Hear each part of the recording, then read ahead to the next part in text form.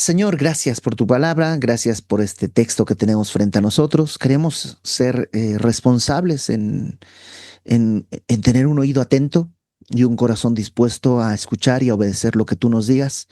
Ponemos en tus manos nuestra vida, todo, Señor, en el nombre de Jesús. Amén. Daniel capítulo 8.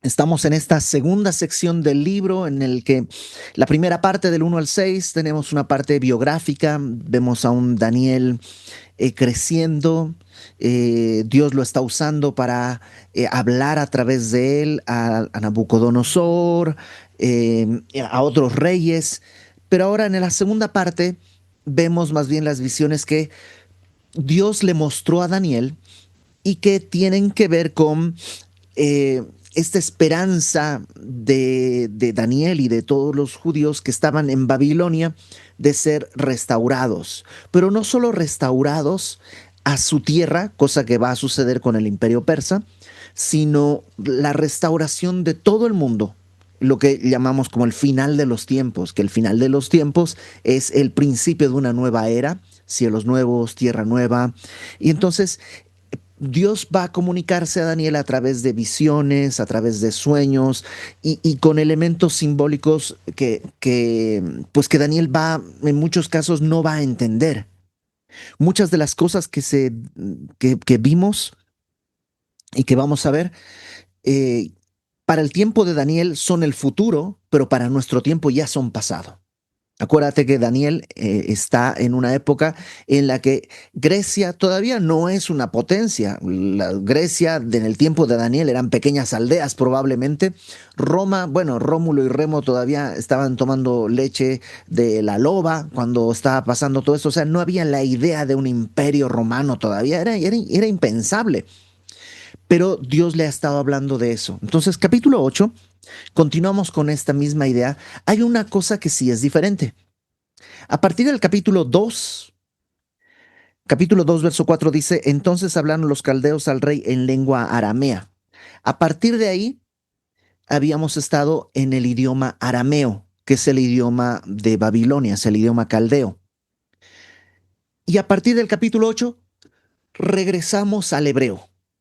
En cierto sentido, todo lo que tenía que ver con lo que Dios quería hablarle a Nabucodonosor, a Belsasar, está en arameo, porque es un idioma que ellos pueden entender, es el idioma de las naciones. Pero ahora que Dios va a hablarle a Daniel acerca de su pueblo, las cosas que van a suceder con su pueblo, vuelve a hablar en hebreo. Entonces, capítulo 8, regresamos en el idioma original al idioma hebreo y dice, en el año tercero del reinado del rey Belsasar. El capítulo 7 que vimos la semana pasada, era el primer año de Belsasar. Y entonces, cronológicamente, no sé si tú recuerdas, decíamos que tenemos el capítulo 4, capítulo 7, capítulo 8 y capítulo 5. ¿Mm? O sea, digo, no es tan importante. Simplemente Belsasar lo conocimos en el último día de su reinado y capítulos 7 y 8 están antes de eso. En el tercer año del reinado del rey Belsasar, me apareció una visión a mí, Daniel, después de aquella que me había aparecido antes, que vimos la semana pasada. Vi en visión y cuando la vi yo estaba en Susa, que es la capital del reino, en la provincia de Elam. Vi pues en visión estando junto al río Ulai. Si tú recuerdas, la semana pasada vimos esta visión, o la semana antepasada creo, de unas cuatro bestias que se sucedían, que eran cuatro imperios. Primero era un león con alas que representaba a Babilonia, luego estaba un oso que representaba el imperio medo-persa, luego estaba un leopardo con cuatro cabezas, que es el imperio griego, y luego había una bestia indescriptible que decíamos que es el imperio romano, pero también una, como una profecía que vendría a cumplirse en un nuevo imperio que se levantaría al final de los tiempos. Bueno, digamos que ese esquema coincide con la estatua que habíamos visto en el capítulo 2, que era una cabeza de oro, que era Babilonia, brazo y pechos de plata, que era el imperio medo-persa, eh, vientre y muslos de bronce, que era el imperio griego, y piernas y pies de hierro las piernas, de hierro con barro los pies, que representaban el imperio romano. Digamos que se corresponden esos dos capítulos con esas dos escenas. Ahora, en el capítulo 8 vamos a hacer como una especie de zoom. Vamos a enfocarnos de todos esos en dos elementos específicos. Mira, verso 3. Alcé los ojos y miré, y he aquí un carnero que estaba delante del río, el cual tenía dos cuernos. Y aunque los cuernos eran altos, uno era más alto que el otro, y el otro creció después. ¿Quién era, a quién representa este carnero que tiene dos cuernos con un cuerno más grande que el otro? Bueno, no hay que hacer muchos malabares. Aquí mismo en el versículo 20, bríncate al versículo 20. En el versículo 20 nos dice, el carnero que viste que tenía dos cuernos, estos son los reyes de Media y de Persia. Entonces ya, la Biblia nos identifica claramente. Daniel está bajo el reinado de Belsasar, que es el último rey de Babilonia. El imperio persa ya está en ascenso, ¿te acuerdas que esto ya lo vimos? Bueno, el carnero que ve es el imperio medo-persa. El medo-persa tiene un cuerno más alto porque eran más fuertes los persas que los medos y de hecho son los que van a terminar reinando. Entonces el imperio medo-persa ya está en la visión, ya está aquí cercano. Ya no hablamos de Babilonia porque Belsasar es el último. Entonces vamos a empezar con Medo-Persia. Y ahí está este carnero, versículo 4. Vi que el carnero hería con los cuernos al poniente, al norte y al sur. Si tú tienes un mapa en la mente, digamos, Persia, piensa en el Golfo Pérsico, Irán, Irak, esa zona, es al norte, al poniente y al sur. Es decir, no fue, su invasión fue hacia la izquierda, hacia Europa, digamos, hacia Tierra Santa, no hacia China, Japón, hacia el otro lado, sino hacia acá. Y eso estaba profetizado. Daniel dice, el carnero iría hacia allá, hacia acá y hacia allá, ¿no? Verso 4, y que ninguna bestia podía parar delante de él, ni había quien escapase de su poder, y hacía conforme a su voluntad y se engrandecía. Evidentemente, el imperio persa fue grande, poderoso, fiero, avanzó, avanzó y nadie le podía poner freno al imperio persa. Verso 5. Mientras yo consideraba esto, él está mirando y está pensando, ¿qué será esto? He aquí un macho cabrío, que es como un chivo, ¿no? Este es un carnero, cuernos mucho más grandes, y este es un chivo que venía del lado del poniente, es decir, de Europa, digamos, de ese lado viene hacia, ponen el centro, Tierra Santa, Jerusalén, ¿no? Entonces Persia viene de acá y el carnero, el macho cabrío viene de acá, viene de Europa. Mientras yo consideraba esto, dice el capítulo, verso 5, he aquí un macho cabrío venía del lado del poniente sobre la faz de la tierra sin tocar tierra, ¿no? Este venía tan rápido que parece que vuela. Y aquel macho cabrío tenía un cuerno notable, impresionante, entre sus ojos. ¿Quién es este macho cabrío? Bueno, si todo va de acuerdo al plan y el carnero es Medo Persia, el macho cabrío es el que sigue, Grecia. Pero no hay que inventarnos nada porque en el verso 21, fíjate lo que dice el verso 21. El macho cabrío es el rey de Grecia. El cuerno grande que tenía entre sus ojos es el rey primero. Es decir, Alejandro Magno. Alejandro Magno es el que expandió el imperio griego por toda la costa del Mediterráneo, llegó incluso hasta la zona de la India. Fue un imperio muy grande y fue muy rápido. A los 30 años, Alejandro Magno, cuentan la leyenda, que lloró porque ya no había más tierras que conquistar.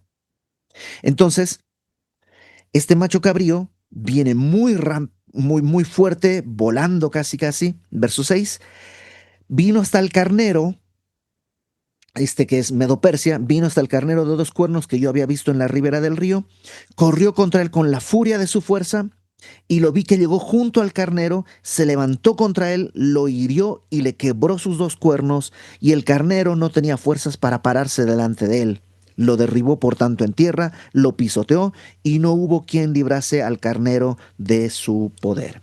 Ese es el encuentro que hay entre el imperio persa y el imperio griego, el cual por supuesto ganaron al final los griegos.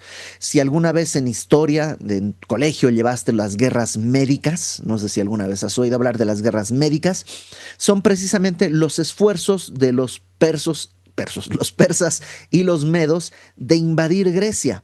En dos ocasiones lo intentaron, hay dos guerras médicas, no lo pudieron hacer, y en respuesta a ese intento de invasión, Grecia, con Alejandro Magno, va ahora a invadir, y ellos sí, ya son imparables. Alejandro Magno conquista todo, reduce el imperio persa, toma todo, y ahora sí es el reino, el imperio que está dominante en toda la tierra en esa época. Entonces, eso está representado en eso, un carnero que tiene mucha fuerza, pero de pronto un macho cabrío viene, lo rompe, lo despedaza, lo pisotea y se instala. ¿Mm?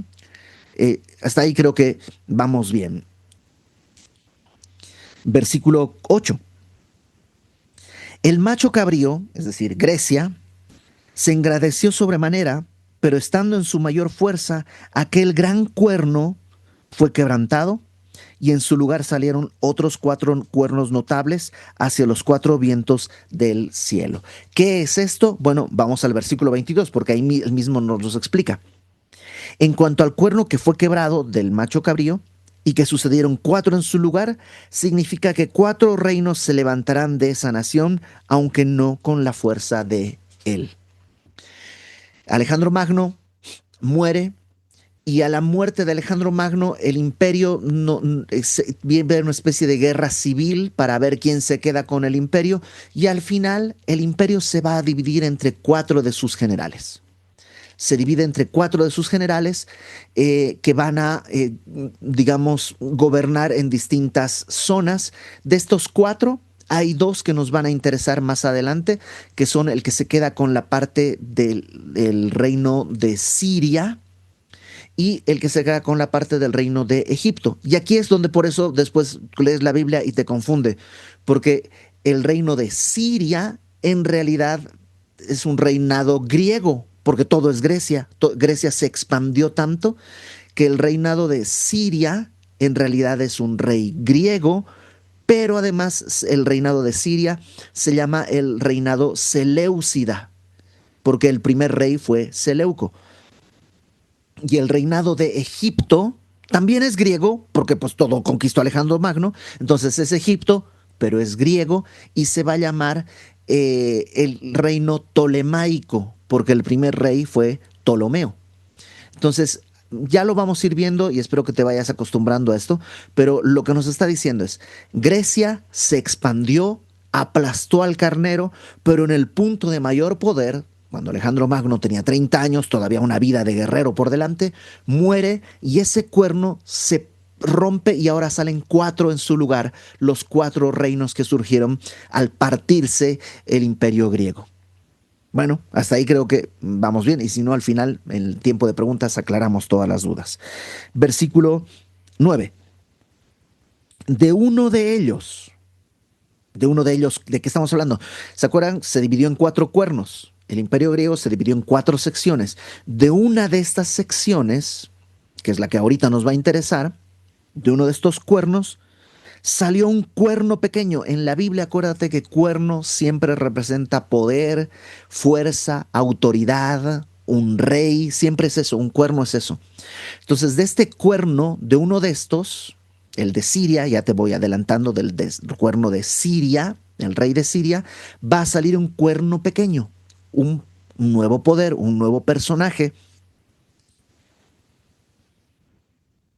que creció mucho hacia el sur, por eso no puede ser el del sur, porque pues el del sur no va a crecer más al sur, sino es el del norte, Siria, que va a crecer hacia el sur, eh, y al oriente hacia la tierra gloriosa, hacia Jerusalén. ¿Y qué va a hacer este cuerno pequeño? Dice, se engrandeció hasta el ejército del cielo, y parte del ejército y las estrellas echó por tierra y las pisoteó. Este líder, este rey que va a surgir del reino de Siria, dice que va a atacar Jerusalén, se va a engrandecer, verso 10, hasta el ejército del cielo, y parte del ejército y las estrellas las va a echar por tierra y las va a pisotear. ¿A qué se refiere? Déjame leer un poquito más y ahorita lo revisamos. Verso 11. Aún se engrandeció contra el príncipe de los ejércitos. Y por él, por este cuerno, por causa de este cuerno, fue quitado el continuo sacrificio y el lugar de su santuario fue echado por tierra. Este cuerno pequeño, este, eh, este rey que va a venir, eh, una de las cosas que dice que va a hacer es que va a crecer hacia Jerusalén, va a conquistar Jerusalén. Déjame leerte este mismo texto en la NBI, ¿ok? Versículo eh, 9. Voy a leerte desde el versículo 9.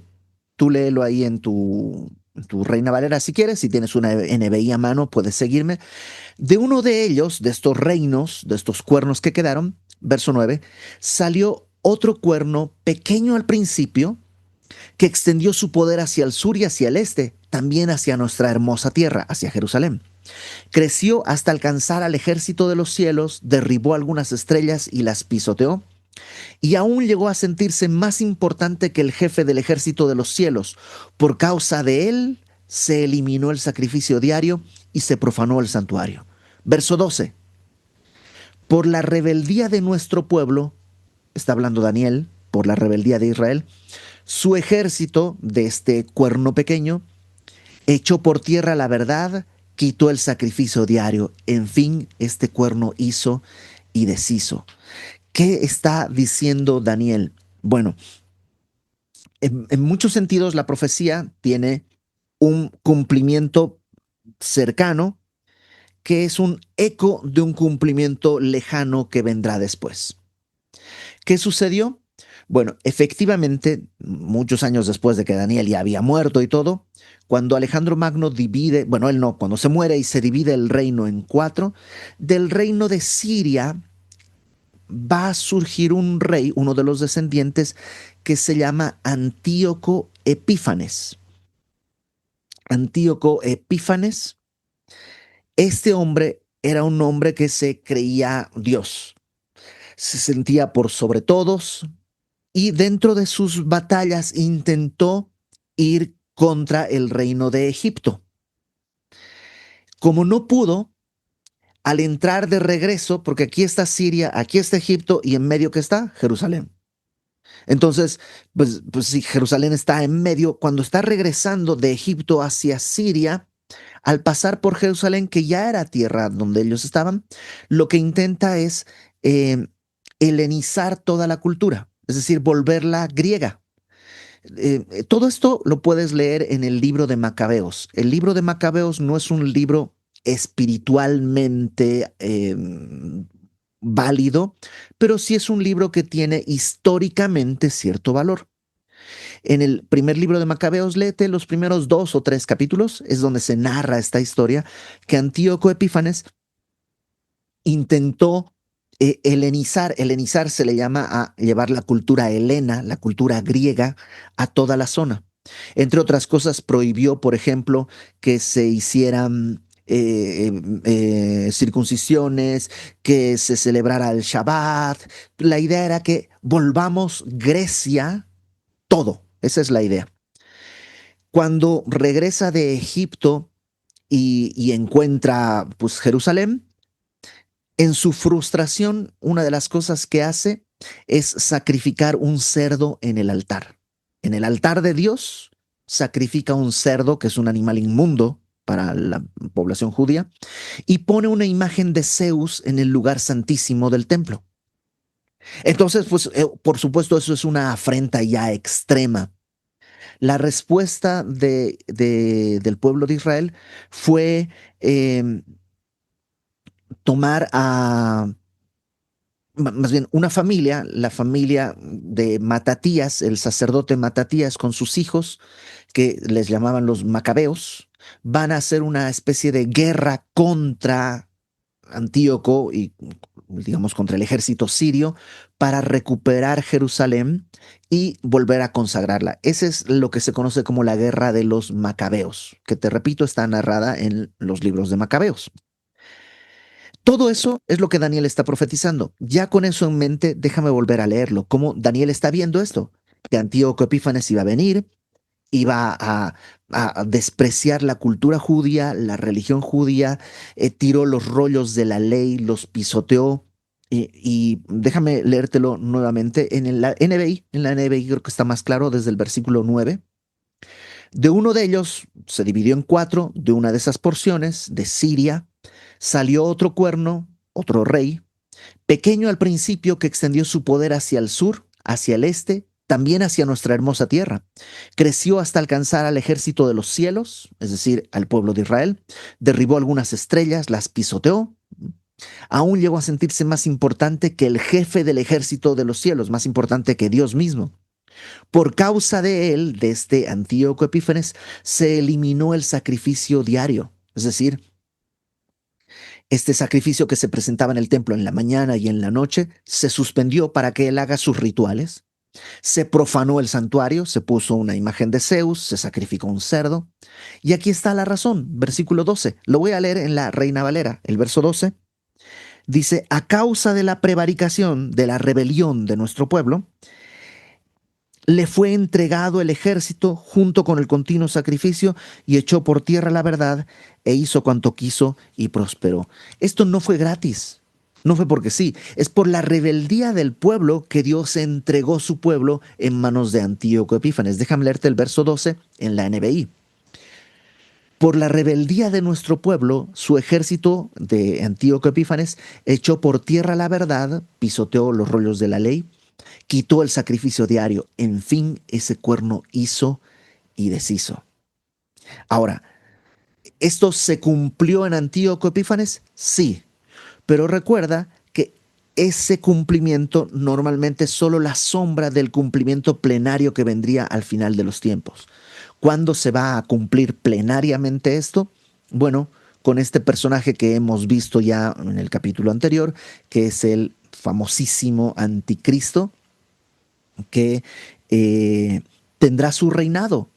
Y ese reinado va a hacer esto, va a profanar el templo. Segunda de Tesalonicenses capítulo 2 dice que en algún momento este hombre de pecado, este hijo de perdición, así le llama Pablo, se sentará en el templo de Dios proclamando ser Dios. Y Daniel está viendo esto como en chiquitito, que se cumplió en Antíoco Epífanes, pero que es una sombra de lo que el anticristo, este personaje de los últimos tiempos que surgirá, él va a hacer. Ok, versículo 13. Entonces oía un santo que hablaba. Acuérdate que Daniel está mirando esto y alguien, ¿no? Alguien que no es el Antíoco Epífanes ni alguien así, alguien santo habla. Y otro de los santos preguntó a aquel que hablaba, ¿hasta cuándo durará la visión del continuo sacrificio y la prevaricación asoladora, entregando el santuario y el ejército para ser pisoteados? ¿Cuánto tiempo va a durar esto? ¿Cuánto tiempo va a ser esto de terrible? ¿Cuánto tiempo va a durar? Porque para nosotros es, no, pues sí, pasó esto y la guerra de los macabeos. Ten en cuenta, es gente que está muriendo, son familias que se rompen. Y en una época en que la guerra era particularmente cruel. Estamos hablando de que Antíoco Epífanes entraba con su ejército y no perdonaba personas, hombres, mujeres, niños, nada. Eran unas matazones terribles y la guerra de los macabeos fue probablemente duró alrededor de 7 años. Ahorita te digo bien porque te digo probablemente. Y, y lo que preguntan es, ¿cuánto tiempo va a durar esto? El templo profanado, la imagen de Zeus. Imagínate, no solo algo, o sea, que alguien queme tu bandera es feo. Yo sé, es un pedazo de tela. Sí, pero no, no es solo un pedazo de tela, representa una nación, representa los afectos, o sea, no es solo un pedazo de tela. Ahora, imagínate que lo que estás viendo profanar no es solo un pedazo de tela de una nación, sino donde está encarnada la fe del Dios santo y verdadero. Bueno, Daniel ve eso y está mirando y alguien dice, ¿cuánto va a durar esta visión? ¿Cuánto el continuo sacrificio va a estar detenido y la prevaricación asoladora entregado el santuario y el ejército para ser pisoteados? ¿Cuánto tiempo más va a tardarse en suceder esto? Y él dijo, este santo que está hablando, le dice, 2300 tardes y mañanas, luego el santuario será purificado. Y los eruditos debaten exactamente qué quiere decir esto y no se sabe. 2300 tardes y mañanas, ¿qué quiere decir? Bueno, algunos piensan que tarde y mañana es como se hace referencia a un día, ¿no? ¿Te acuerdas? Fue la tarde del primer día y la mañana del primer día. Fue la tarde y la mañana del segundo día. Siempre se cuenta así. Para un judío, el día comienza en la tarde y se extiende hasta la mañana del día siguiente. Entonces, algunos piensan que eso, tarde y mañana, son 2300 días. Otros dicen, no, no, no, no, no, no, no. Más bien es la mitad, porque es la tarde y la mañana. La tarde y la mañana. Entonces es la mitad, no 2300, sino la mitad. Y así cada quien encuentra una manera de contar de una forma muy, pues, particular. En realidad no tenemos claro qué quiere decir. O bueno, igual y alguien sí. Yo no lo tengo claro. Yo no, ni yo lo he encontrado claro, ni he encontrado una razón convincente para decirte esto es. No lo sabemos. 2300 días son 6.3 años. Entonces algunos dicen, esto es la guerra, lo que está viendo, le dicen, ¿cuánto tiempo va a durar? Son 2300 días, que es la guerra de los macabeos. ¿Qué creo que es lo importante? Bueno, número uno, que Dios está diciendo, hay un límite, hay un punto en el que va a terminar. Y Y creo que ese es el llamado de esperanza. Yo no sé si son 2300 días, 2300 tardes, más 2300 mañanas. No, no sé cómo se cuente eso. Pero Dios está diciendo, yo tengo el control y va a terminar. Sí, vivimos, por ejemplo, el día de hoy en un mundo devastado, en que lo santo es burlado y se exalta lo profano y lo mundano. Y le preguntamos a Dios, Señor, ¿hasta cuándo va a ser? Y Dios dice, hay un límite, hay un punto en que esto va a terminar. No va a ser para siempre. No va a ser algo que se va a extender por la eternidad. Y esa es nuestra esperanza. Tanto en nuestras angustias y nuestros dolores, en las pruebas individuales que tenemos que vivir, como en el mundo entero. Hay un punto en el que Dios va a restaurar todas las cosas.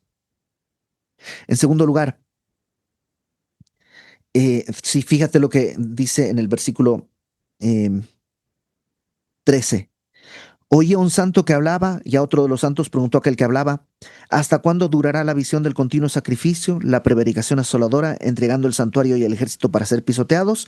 Dijo, 2300 tardes y mañanas, luego el santuario será purificado. Dios quiere purificar el santuario. La leyenda, porque no sabemos si eso es cierto, no está en la Biblia, la leyenda dice que la guerra de los macabeos duró más o menos casi 7 años, 6 años y fracción, y recuperaron Jerusalén, entraron al templo, sacaron la imagen de Zeus, purificaron, limpiaron todo para poder restaurar la adoración, el continuo sacrificio, todo lo demás. Pero había un pequeño problema.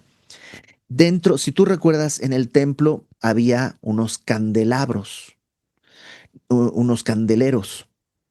No había energía eléctrica, ni mucho menos. Y esos candeleros se iluminaban usando un aceite de oliva machacada, pero el proceso era muy específico. No podías agarrar cualquier aceite. Era un aceite de oliva machacada que hacía tararararara. Eso estaba marcado en la ley. Entonces, lo que notaron es que tenían aceite para un día y se demoraban 7 días en hacer nuevo aceite. Entonces lo que hicieron fue poner los platos de aceite para ponerle el pabilo y que se prendan. Y dijeron, pues un día es lo que hay. Y pusieron y se pusieron en el proceso de hacer el aceite. Y milagrosamente ese aceite que debía durar un día, duró 7 días.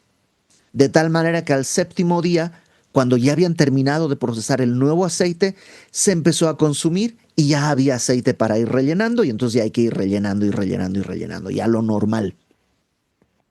Pero fue un milagro que el aceite durara lo que no debía haber durado porque Dios estaba purificando el templo. Esa fiesta hasta el día de hoy se la celebra como Hanukkah. Y si tú has estado viendo las noticias, precisamente en esta época, ahorita, se está celebrando Hanukkah. Dura 7 días porque es el tiempo que duró el aceite milagrosamente. Y acaba de suceder una tragedia en Australia, precisamente en la inauguración de la fiesta de Hanukkah. ¿Sucedió realmente? No lo sabemos. O sea, es una leyenda, no está en la Biblia, por tanto no podemos decir esto es verdad. Pero sí sabemos una cosa, que Jesús celebró esta fiesta cuando estuvo en Jerusalén. Esta misma fiesta también se llama la fiesta de las luces por el tema de las lámparas. Y Jesús la celebró en Jerusalén. Entonces, ¿qué quiero decir? Dos cosas. Número uno, eh, Navidad no sabemos cuándo realmente nació el Señor Jesús. Algunos dicen, no puede ser en diciembre porque diciembre es invierno y en invierno los pastores no estarían en las afueras. Aparte, no pondrías a un niño en un pesebre en invierno, moriría porque es muy frío y entonces no puede ser en invierno. Otros dicen, sí, sí puede ser en invierno, porque hay unas ovejas que son una oveja especial de Israel, que es una oveja con mucha lana, no lana de dinero, sino mucha lana de su abrigo, ¿no? Entonces sí puede ser en invierno, ¿cómo no has visto? Son unos ignorantes los que dicen, y ahí se andan peleando. Hay otros que dicen, Jesús nació en septiembre, porque sabemos que Jesús es 6 meses menor que Juan el Bautista. Juan el Bautista, Dios anuncia que va a nacer y 6 meses después viene el ángel a anunciarle a María que va a estar embarazada de Jesús, ¿no? Entonces, no sabemos cuándo nació Jesús, pero Juan el Bautista sabemos que su papá era un sacerdote en el templo cuando recibe este llamado. Y haciendo ciertos cálculos por la familia de Juan el Bautista, algunos dicen sí podemos identificar porque David ordena cómo van a ser los roles de adoración. Entonces podemos identificar cuándo estaba la familia de Juan el Bautista en el templo, su papá, y entonces de ahí contamos 9 meses, nace Juan el Bautista, y entonces de ahí contamos 6 meses, y ahí es cuando nace Jesús, y por eso Jesús nace en septiembre. Eso es lo que dicen algunos. La verdad, yo creo que es un cálculo demasiado aventurado y es mucha matemática para poder llegar a una cosa de ese tamaño. La realidad, yo creo, es que no sabemos cuándo nació Jesús. Entonces, ¿por qué celebramos Navidad en diciembre? Pues porque el mundo lo celebra en diciembre. Y nosotros lo que estamos haciendo es tomar una excusa, como Hanukkah. No sabemos si pasó o no pasó, pero el Señor Jesús sí fue y celebró no el sentido del milagro de Hanukkah, sino que Él es las luces, Él es la luz del mundo. Entonces, eh, pues estamos en tiempos de Navidad. ¿Puedo celebrar Navidad? Depende. ¿Estás celebrando una fecha? No vale la pena. ¿Estás celebrando un evento mundial? No vale la pena. Es una oportunidad para recordar que Cristo nació, que vino para morir por nosotros. Sí, entonces vale la pena. Si eso va a ser una excusa para que esa noche le hablemos a nuestros hijos cómo Cristo nació, vino por nosotros, Él siendo rico se hizo pobre, cómo se hizo hombre para como hombre venir a pagar por nuestros pecados. Si eso va a hacer celebrar Navidad, recordar eso, dale, celebra Navidad. Si no, pues es una pérdida de tiempo, como muchas otras fiestas que hay a lo largo del año. Entonces creo que sí, no sabemos si Hanukkah existió o no en el sentido del evento milagroso, no lo sabemos, pero es una buena oportunidad para anunciar. Y una última cosa, Dios quiere purificarnos. Dios quiere purificar a su pueblo, quiere purificarnos a nosotros, quiere purificar nuestra nación. Dios quiere hacer esta obra. Sí, vimos el domingo, ¿te acuerdas? Habrá un personaje llamado el Anticristo que instaurará su reino y se levantará contra Dios y contra todo. Sí, el día de hoy no está el Anticristo en la palestra, pero hay muchos anticristos. Y nosotros estamos llamados a examinarnos para que nosotros no seamos parte de ese reino. No somos del mundo, pero estamos en el mundo, pero no tenemos que amar al mundo. Entonces creo que eh, esta primera parte, porque no termina, ¿no? Hay muchas cosas más que tenemos que ver en los siguientes versículos. Yo creo que nos marca solamente esto. Eh, los tiempos difíciles van a terminar, porque todo apunta hacia un lugar en el que Dios va a reinar. Vivamos con esa esperanza, desenganchados de las cosas que el mundo nos ofrece y buscando, pues, las oportunidades que el mundo nos da para anunciar el Evangelio de Cristo. Vamos a orar. Señor, gracias porque podemos eh, anunciar tu Evangelio con cualquier excusa. Y si el tiempo y el calendario nos dan esta oportunidad, permítenos aprovecharlo. Permítenos tomar nuestras manos y nuestra boca y anunciar tu Evangelio. También, Señor, entendemos que tú quieres purificarnos, que entendemos que hay un enemigo que va a venir y el día de hoy hay muchas oportunidades para traicionarte. Que nuestro corazón a tu luz sea examinado y podamos caminar en verdad hacia ti. Ten misericordia de nosotros, pues somos incompetentes para esto. Pero tu palabra dice que con tu espíritu podemos ciertamente vivir para tu gloria, vivir en piedad. Es nuestro anhelo y pues sujetamos todas las cosas a tu voluntad en el nombre de Jesús. Amén.